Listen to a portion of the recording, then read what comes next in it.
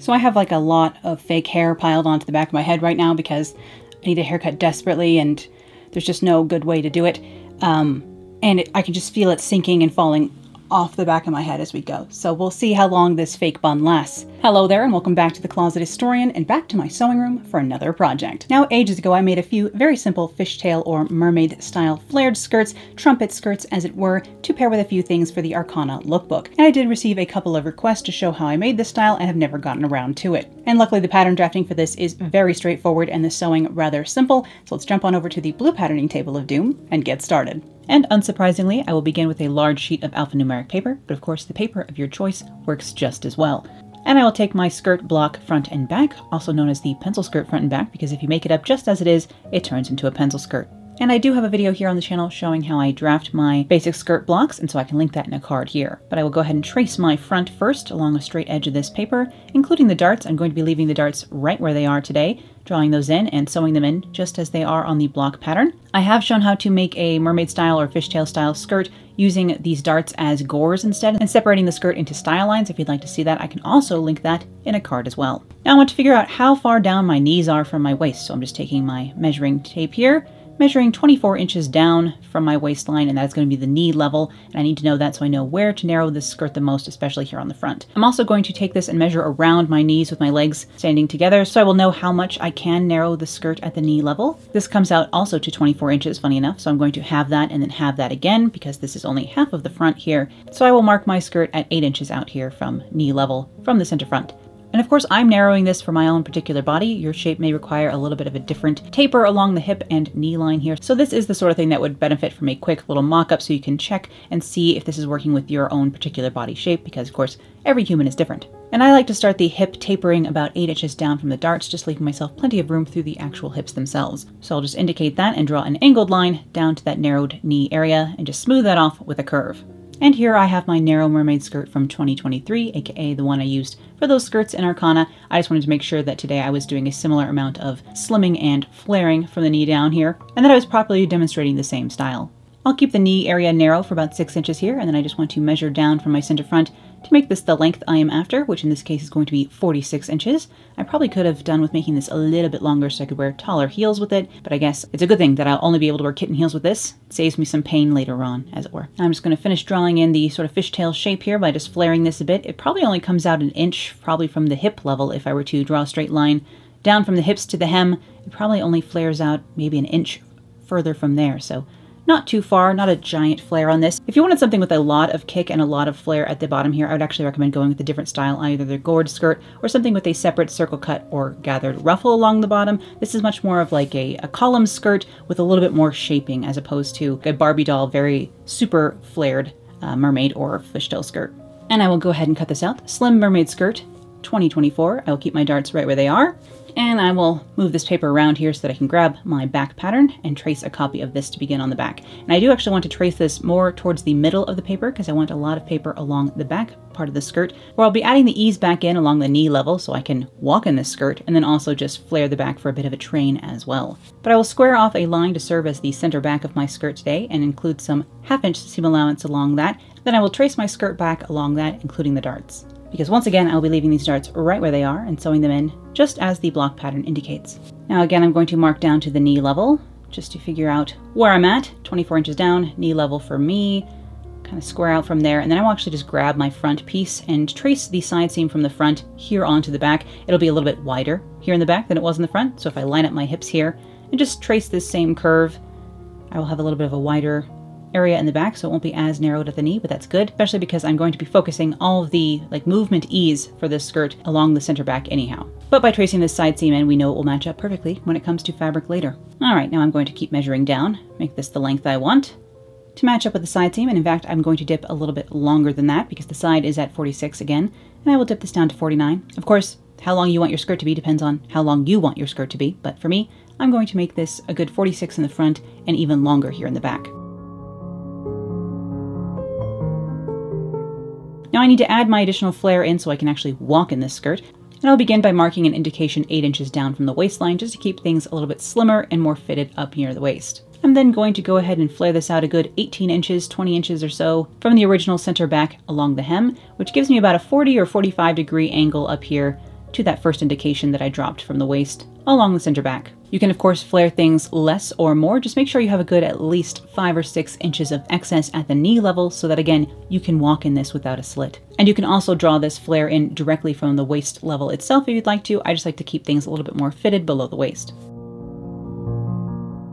I'm going to curve this out just a little bit here, just to scoop away a little bit of that extra fullness along the top, because again, I am trying to keep this kind of slim to the knee and then flare out from there.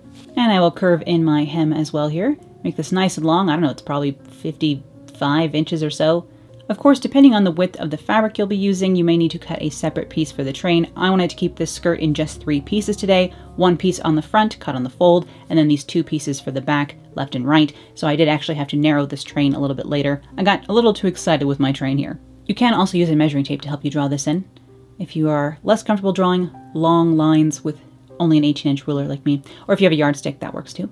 But I will go ahead and start cutting my skirt out here. Another thing to mention is, of course, this is going to look extremely different depending on which textile you are using. You can cut this on a bias cut silk charmeuse and it will hang very differently than on a stiff, I don't know, Dutch satin or taffeta or something like that. So just something to be aware of with the style, it will hang very differently in different fabrics. Like you saw at the beginning of this video, the metallic shantung is much crispier and hangs a lot differently than the floopy lace and lining fabric that I also made this out of. Same exact pattern, just a different textile. So make sure to choose a fabric that is appropriate to the end look you desire. All right, I will go lay these out on my fabric and see what we're looking at here. And it looks like my train is going to be just a little bit long to fit on even my wide width fabric. So we'll take off a little bit of the train here. I'll be cutting this out along the straight grain, so I didn't want to get funky with the grain to make this fit. Trimming that off, smoothing off the hem again. This will still have a little bit of a train, but of course it will just be a bit less exaggerated here than I had originally intended. And again, you could cut that into separate pieces and piece together the train if you wanted to keep it that same length. I just didn't want to bother with that today. I'm trying to make a simple, straightforward skirt. So I cut the front out along the fold, and I cut 2 of the back out, again along the straight grain. I'm using a sort of cooled molten lava rock sort of marbled brocade today. I can link this fabric below. It is rather a textured brocade. It's not the smoothest thing ever. I have different actually colorways of this fabric that have behaved differently, so you never know what you're going to get when you're ordering all the way from China. But this will be on the crispier as opposed to the drapey side today for this skirt. I will use an awl to poke holes in my paper pattern here in order to transfer my dart indications down onto the back side of my fabric pieces here. I will use a colored pencil for that and then connect the dots using some tailor's chalk. Again, you can very easily make this style of skirt using style lines instead of the darts. And I have a video on that, so make sure to check out that video in the card if you're interested in this style of skirt and seeing variations on how to achieve this sort of shape. And if you've ever seen my cotton sateen lemons dress here on the channel as well, you could also use that same skirt modification, only make the skirt longer, of course, to do a similar skirt like this as well. Many different options for mermaid and fishtail skirts. And now that I have my darts marked, I can go ahead and pinch and pin those and set my pieces over near the machine. I will then take a spare piece of fabric here and cut out a waistband. I never make waistband patterns because it is just a rectangle in my case. That's what I like to use. So I'm just going to make a probably yard long, probably 36 inches long strip of 3-inch wide fabric along the straight grain here, and I'll just cut that out and set it aside until I need the waistband later.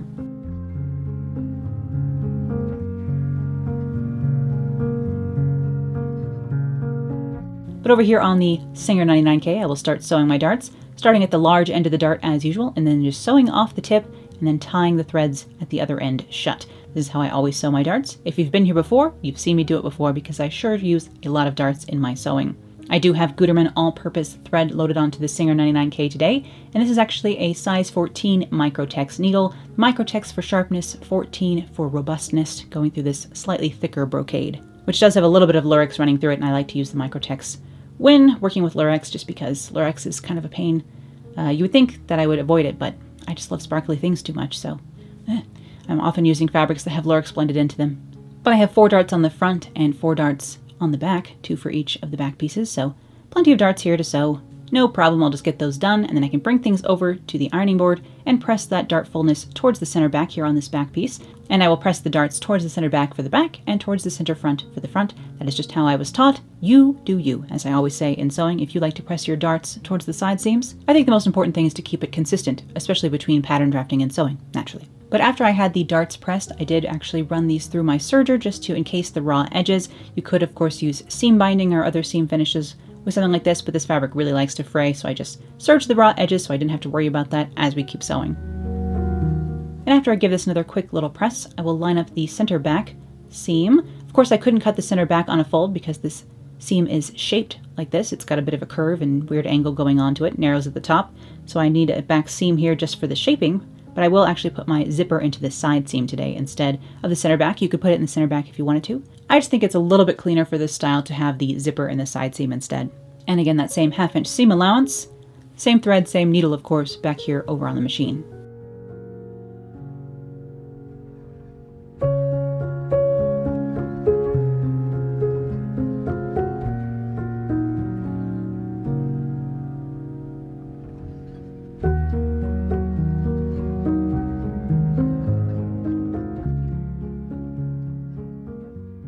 And I will press that seam open. This is a bit of a curve here, so normally I would clip it, but this fabric has a loose enough weave that I did not actually have to clip this. This is where, rules run into different textiles, so normally you clip your curves, or at least I was always trained to do so, but in a fabric as loosely woven as this, you don't actually have to because you can just iron it into submission, as I always say, iron it into the shape you want. If a fabric is giving you trouble or wrinkling on the other side, not laying nice and smooth, go ahead and put a couple of clips in a curve. It may do wonders.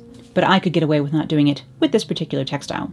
Next, I will go ahead and lay the front on top of the back, right sides together here, and pin together the right hand side seam. I'll be putting my zipper into the left side seam so I can sew this entire right side from the waist down to the hem.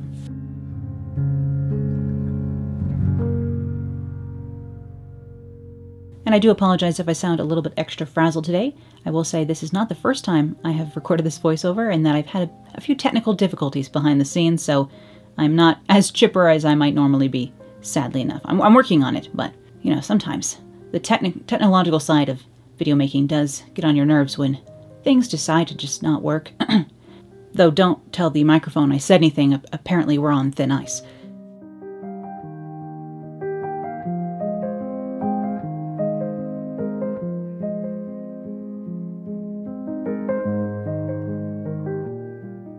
I will use my tailor's ham here to help me press the curved bits of the seam open. Again, although this is curvy, this fabric is loosely woven enough that I can go ahead and just press it and get away with that. However, because this fabric is a little bit on the thicker side, this wanted to bounce open. It didn't want to iron flat. I gave it plenty of steam. I tried to melt threads to do what I want almost here, but it just wasn't having it, so I actually ended up edge stitching this on the outside, stitching right close to the seam. It was totally invisible in this black textured fabric anyway, so I just top stitched that seam open so that it would lay flat, especially along the hips. And for the other side here, the left-hand side seam, I need to measure how long my zipper will come down into that seam. I'm using a 9-inch skirt or trouser zipper today, but for the rest of this side seam I can sew it just as I did the other side. So I'll pin down from where the zipper will be to the hem and I can stitch that before I put the zipper in. And I normally leave myself a good 1 inch of seam allowance down the center back of things for where I put the zipper in, but for some reason when I'm doing skirts or trousers, I always just stick with the 1/2 inch that's along the pattern anyhow. So I'll just use the 1/2 inch seam allowance inherent along the seam to set the zipper in along the top of this.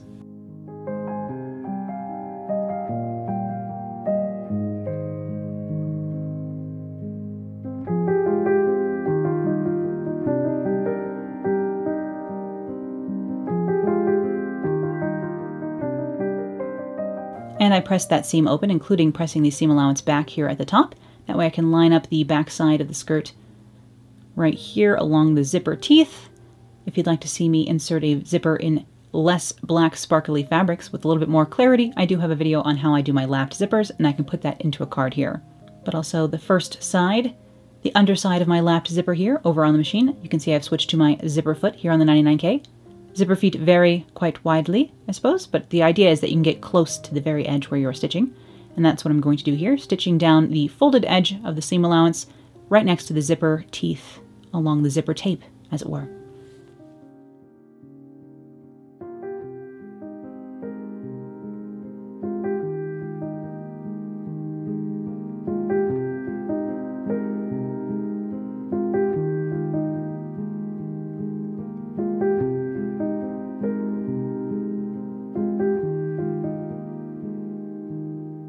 Like so. Trim that off. Trim away my extra threads. Slide everything back out.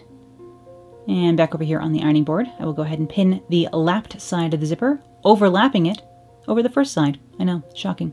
This is a lapped zipper, not a railroaded or centered zipper. I rarely ever use those. I don't think I've ever even demonstrated a railroaded zipper.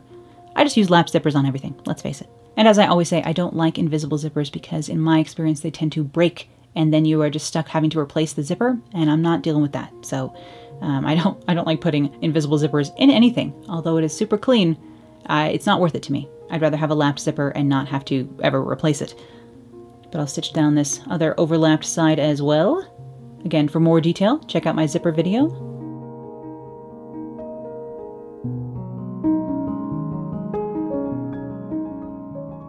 Alright, now my skirt is mostly together. It's time to attach the waistband. I will take that rectangle of fabric that I cut out earlier, and I'm just going to pre-press the seam allowance on the underside of this. It'll technically be the underside in the end. I'm just pressing in that ½ inch of seam allowance so I can have that ready to go later, and I'll mark the center of this with a little bit of tailor's chalk. I will then measure out from the center 15¼ inches, so I can have a finished waist of 30½ here, and I will just pin this on along the waist of my skirt itself. I like to pin the center and the ends first, just so I can make sure I'm on target for the correct size of these things and nothing is stretching out too much as I go. And of course, where I have the seams pressed open, I want to make sure that those are open when this is stitched in, and the darts are facing the right direction at the waist and all that jazz. So just being careful to pin this properly. Then I can take this over the machine, stitch it on with ½ inch seam allowance. Again, same as usual. I rarely use anything else. Every once in a while I'll use a French seam. Not very often.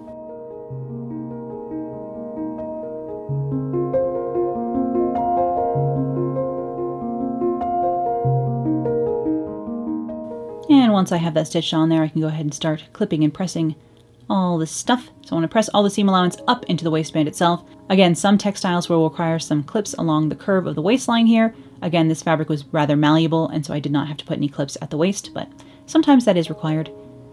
And I will just fold this waistband into place. So I'm going to snip off the edges of the end here. You can top stitch this, either stitching in the ditch or top stitching decoratively along the outside. Again, in this fabric, it would be nearly impossible to see any decorative work. And for this particular waistband, I did just hand stitch it down into place along the inside. It's an invisible finish, but again, all things were hidden in this fabric, so nearly so invisible that I couldn't see what I was doing, which is slightly a problem, honestly, if anything.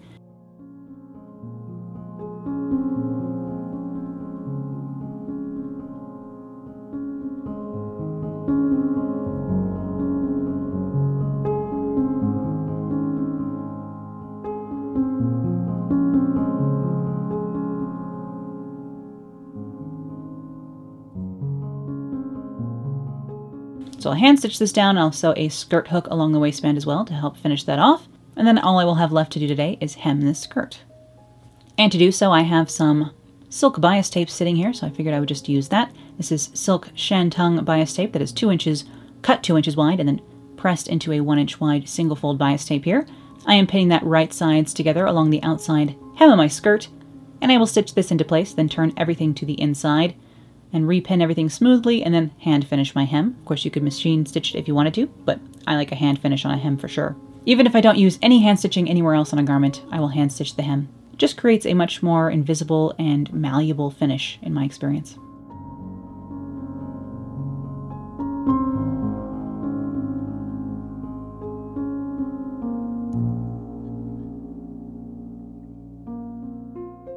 And I almost would recommend a wider bias tape for the hem on this. I use bias when I do anything curved, so definitely going to use bias tape on a hem like this, but a hem facing in something a little bit wider and stiffer might be nice. An organdy with a little bit of organza or horsehair supporting it would be nice for a skirt like this, especially in a stiffer fabric, but I just used what I had on hand because this shantung bias was already sitting here.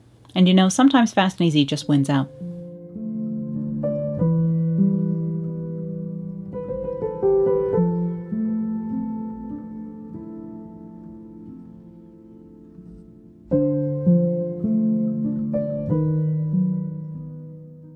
But I will stitch that down over here on the machine. Make sure you have a full bobbin before beginning something like this because, goodness knows, running out is not fun on a long hem. But again, I will press everything and turn that bias tape onto the inside, pin it into place, give this a nice good press. I will then hand stitch this hem, and my Morticia-worthy sort of 90s Dior-inspired slim fishtail skirt will be finished.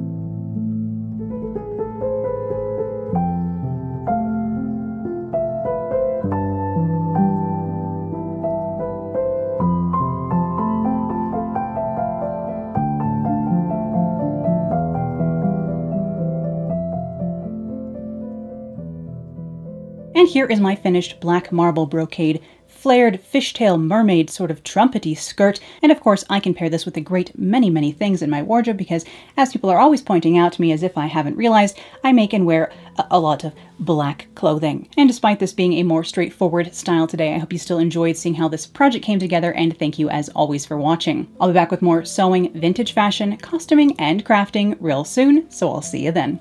Bye!